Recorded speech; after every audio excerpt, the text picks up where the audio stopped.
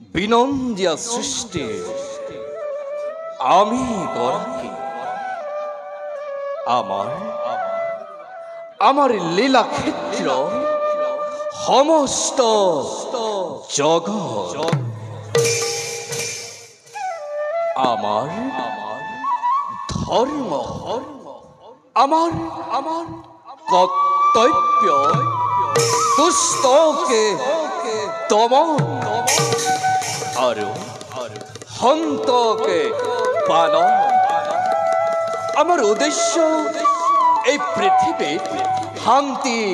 প্রতিষ্ঠা করা আর সেইভাবে এই কুরুক্ষেত্র যুদ্ধ আমারই সৃজন কুরুক্ষেত্র কুরুক্ষেত্র কেবল কৌরব আর